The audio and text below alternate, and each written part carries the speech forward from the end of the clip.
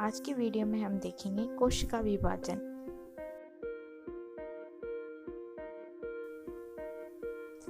जंतु कोशिकाओं में कोशिका विभाजन की खोज फ्लेमिंग ने की थी। जिस जैविक प्रक्रिया के द्वारा एक कोशिका विभाजित होकर दो या दो से अधिक कोशिकाएं उत्पन्न करती है उसे कोशिका विभाजन कहते हैं।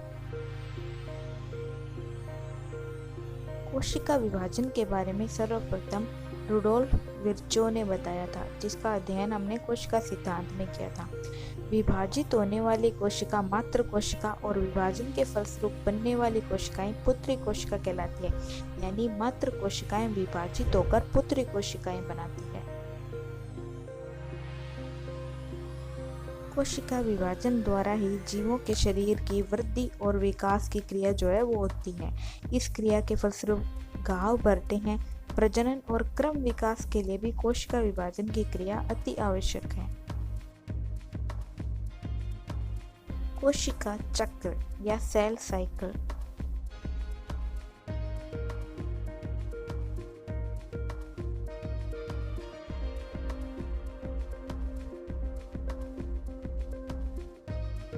इसकी खोज होवर्ड व पेल्क ने 1953 में की थी। कोशिका विभाजन वस्तुतः कोशिका चक्र का ही एक चरण है।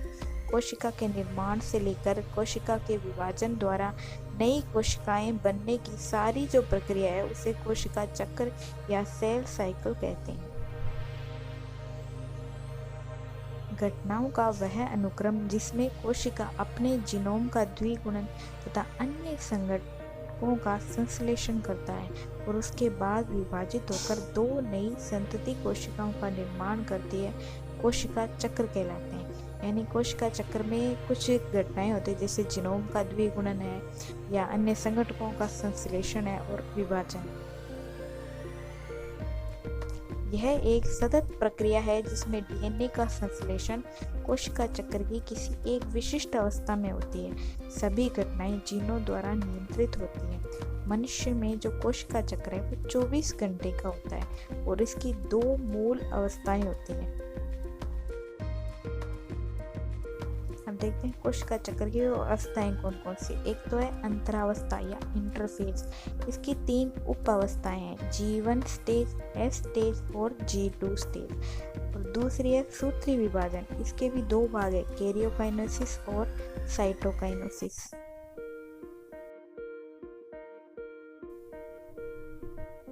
अब देखते हैं अंतरावस्था या इंटरफेज। ये कोशिका चक्र का 95% जो समय है वो अंतरावस्था का होता है। कोशिकाओं का जीवन काल अधिकांश अंतरावस्था में ही होता है, जिसमें कोशिका का आकार लगभग दुगुना हो जाता है। इस अवस्था में तेजी से जैव संश्लेषण होता है। इस अवस्था की 3 उप-अवस्थाएं होती है। पहली है पश्च सूत्री अंतरकाल अवस्था या G1 फेज। इसे हम प्रथम वर्धन काल या पूर्वी संश्लेषण अवस्था कहते हैं। इस प्रावस्था में आरएनए और प्रोटीन का संश्लेषण होता है और डीएनए संश्लेषण की तैयारियां होती है। सिर्फ तैयारियां होती है, संश्लेषण इस प्रावस्था में नहीं होती। यह सबसे लंबी प्रावस्था है और लगभग 12 घंटे की होती है। स्थायी ऊतकों की कोशिकाओं में कोशिका विभाजन रुक जाता है। जी अवस्था का परिवर्तन G0 अवस्था या विश्राम अवस्था में हो जाता है। जैसे जो नर्व सेल है या तंत्रिका जो कोशिकाएं हैं वो G1 अवस्था में रहती है ताउम्र। ऐसी स्थिति में यह माना जाता है कि वह कोशिका चक्र से हट गई है, परंतु अनुकूल अवस्थाएं आती है तो पुनः वृद्धि होती है और कोशिका पुनः जीवन में प्रवेश कर जाती है। संश्लेषण प्रावस्था या S फेज। इस प्रावस्था में डीएनए का निर्माण व डीएनए की प्रतिकृति होती है। इस दौरान डीएनए की मात्रा वो दुगनी हो जाती है तथा गुणसूत्रों की संख्या 2n रहती है और हिस्टोन जो प्रोटीन है उसका संश्लेषण हो जाता है। पूर्व सूत्री अंतरकाल अवस्था या G2 फेज। इस अवस्था में आरएनए, प्रोटीन व एटीपी का संश्लेषण होता है और डीएनए का संश्लेषण जो है वो रुक जाता है। केंद्रक का आकार बढ़ता है। इस प्रावस्था में कोशिका सूत्री विभाजन के लिए अपने आप को तैयार करती है।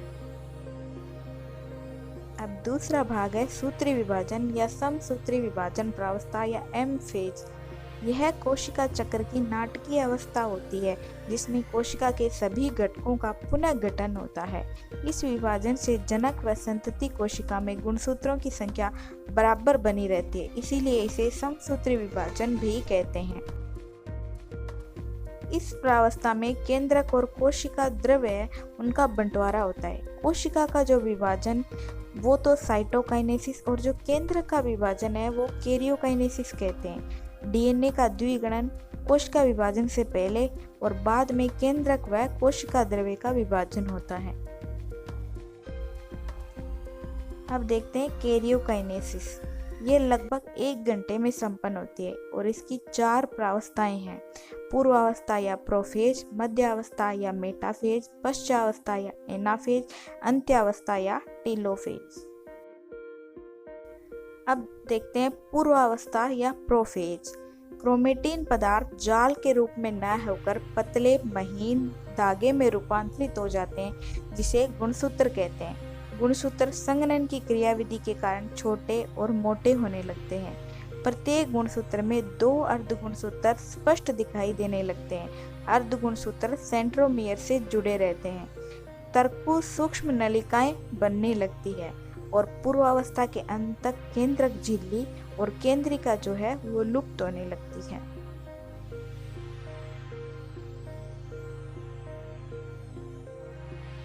हमें मध्यावस्था या मेटाफेज। गुणसूत्र कोशिका की मध्य रेखा पर व्यवस्थित होकर मध्यावस्था पट्टी या मेटाफेजिक प्लेट बनाते हैं। गुणसूत्र के अर्ध गुणसूत्र तर्कु तंतुओं से गुणसूत्र बिंदु जुड़े रहते हैं। गुणसूत्रों के गुणसूत्र बिंदु पट्टिका पर और भुजाएं जो है वो ध्रुवों की ओर होने लगती हैं। इस अवस्था में गुणसूत्र सर्वाधिक स्पष्ट दिखाई देते हैं क्योंकि इनमें सर्वाधिक संघनन होता है। इसलिए एमआप और संख्या के अध्ययन के लिए ये जो फेज है वो बेस्ट फेज है। यानी अगर आपको गुणसूत्र की संख्या के बारे में अध्ययन करना है तो मेटाफेज अवस्था में उसका अध्ययन करना पड़ेगा।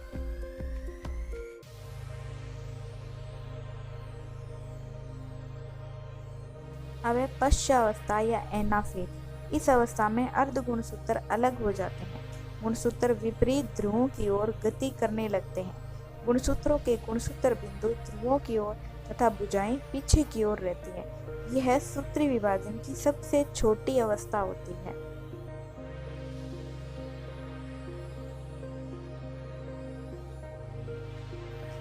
अंत्यावस्था या टीलोफेज। ये रिवर्स टू प्रोफेज होते हैं, यानी प्रोफेज जो होता है उससे बिल्कुल विपरीत। संतति कोशिकाओं गुणसूत्रों के समूह विपरीत ध्रुवों पर पहुंच जाते हैं। तर्कु तंतु विलुप्त हो जाते हैं। प्रत्येक गुणसूत्र समूह के चारों ओर केंद्रक झिल्ली का निर्माण हो जाता है और गुणसूत्र पुनः क्रोमेटिन जाल में बदलने लगते हैं।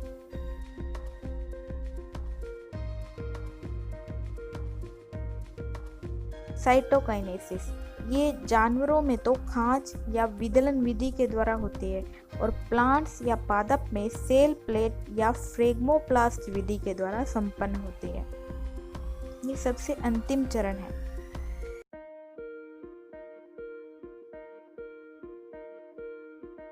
अब देखते हैं कोशिका विभाजन के प्रकार।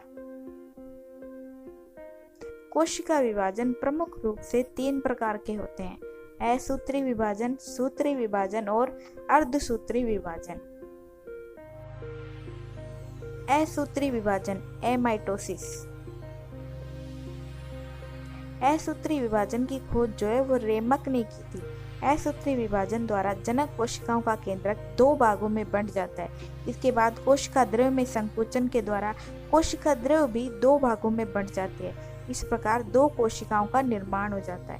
देखिए ये सबसे सरल विधि है जिसमें पहले तो कोश केंद्रक है वो 2 भागों में बंट जाता है, उसके बाद कोशिका द्रव्य विभाजित होकर 2 भागों में बंट जाता है और इस प्रकार ये संपूर्ण घटना संपन्न हो जाती है। यह विभाजन प्रोकैरियोटिक कोशिकाओं जैसे जीवाणु, नील हरित शैवाल, यीस्ट, अमीबा और अन्य प्रोटोजोआ है उनमें संपन्न होते हैं।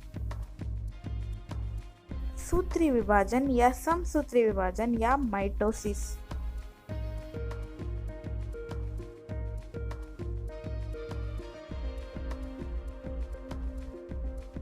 सूत्री विभाजन की खोज जो है वो W फ्लेमिंग ने की थी। स्ट्रॉसबर्गर ने सूत्री विभाजन का सर्वप्रथम पादप कोशिकाओं में अध्ययन किया था।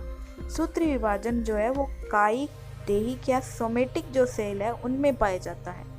जनन कोशिकाओं को छोड़कर हमारे शरीर में जितनी भी कोशिकाएं हैं वो सोमेटिक कोशिकाएं कहलाती हैं।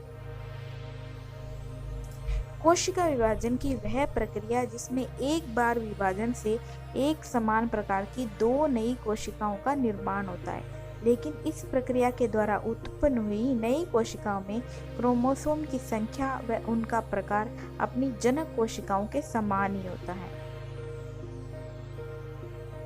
अब सूत्री विभाजन के भाग। सूत्री विभाजन के दो मुख्य भाग हैं, वही जो हमने पहले पढ़ा था, कैरियोकाइनेसिस और साइटोकाइनेसिस। और केंद्रक विभाजन या कैरियोकाइनेसिस है वो भी दो भागों में, एक इंटरफेज और माइटोटिक फेज। अर्धसूत्री विभाजन या मियोसिस। ये समसूत्री विभाजन से थोड़ी जटिल है। इसकी खोज 1905 में फॉर्मर व मुर्रे ने की थी। कोशिका विभाजन की वह प्रक्रिया जिसमें एक बार विभाजन से 4 नई अगुणित कोशिकाओं का निर्माण होता है, लेकिन निर्मित हुई नई कोशिकाओं में क्रोमोसोम की संख्या अपनी जनक कोशिका की तुलना में आधी होती है। अतः इस विभाजन द्वारा कोशिका व जीवों में क्रोमोसोम की संख्या आधी रह जाती है। अर्धसूत्री विभाजन सदैव द्विगुणित या डिप्लॉइड सेल्स में पाया जाता है। अर्धसूत्री विभाजन में कोशिका द्रव तथा केंद्र का 2 बार विभाजन होता है। इन 2 विभाजनों में से प्रथम विभाजन तो अर्धसूत्री विभाजन प्रथम या रिडक्शन डिवीजन तथा द्वितीय विभाजन अर्धसूत्री विभाजन द्वितीय कहते हैं। अर्धसूत्री विभाजन के आखिर में 4 अगुणित कोशिकाओं का निर्माण होता है। अर्धसूत्री विभाजन लैंगिक जनन करने वाले जीवों में पाया जाता है। अर्धसूत्री विभाजन परागकणों, बीजाणुधानी जंतुओं के वृषण और अंडाशय में पाया जाता है। ये सभी जो अंग है वो लैंगिक जनन में काम आते हैं। अब अर्धसूत्री विभाजन के भाग। अर्धसूत्री विभाजन 2 भागों में बढ़ती है। अर्धसूत्री विभाजन प्रथम और द्वितीय। अब देखते हैं प्रथम। अर्धसूत्री विभाजन जो प्रथम है इसकी 4 अन्य प्रावस्थाएं पाई जाती है।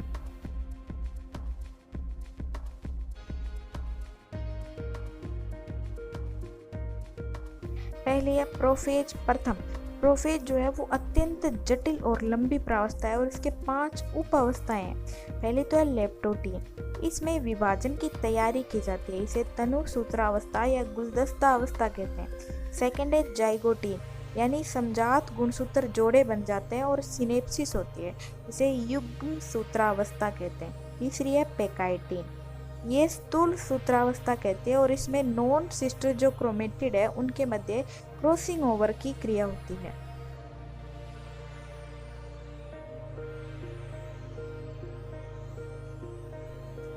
चौथा फेज है डिप्लोटीन या द्विसूत्रावस्था। डिप्लोटीन में जो है काइजमेटा बनते हैं और अर्धगुणसूत्र टुकड़ों का आदान प्रदान होता है और ये टेट्रावेलेट स्थिति में होती है। अब है डाइकाइनेसिस। इसमें केंद्र कला और केंद्रिका नष्ट हो जाती है और क्रोमोसोम जो है वो दूर हो जाते हैं।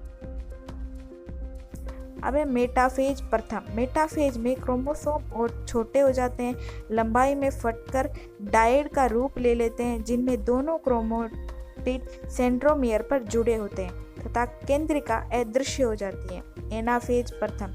इसमें गुणसूत्र विपरीत ध्रुवों की ओर चले जाते हैं। टीलोफेज प्रथम। टीलोफेज प्रथम में केंद्र कला व केंद्रिका स्पष्ट हो जाती है और गुणसूत्र ध्रुवों पर एकत्रित हो जाते हैं। अब है अर्धसूत्री विभाजन द्वितीय। अर्धसूत्री विभाजन द्वितीय की प्रक्रिया सूत्री विभाजन के समान होती है तथा अर्धसूत्री विभाजन के पूरे होने पर 4 अगुणित नई कोशिकाएं निर्मित हो जाती है। निषेचन की क्रिया के समय नर और मादा युग्मक के संयोजन के गुणसूत्र की संख्या भ्रूण में 2n हो जाती है। अगर आपको अभी भी जो कोशिका विभाजन जो टॉपिक है वो समझ में नहीं आया है तो आगे जो है हैंड रिटन नोट्स के कुछ फोटोग्राफ्स है वो दिए गए, उसमें पॉइंट टू पॉइंट समझाया गया है और वो एकदम सरल से सरल तरीका है कोशिका विभाजन के बारे में नोट्स बनाने का या समझाने का है, वो आप वो भी देख सकते हैं।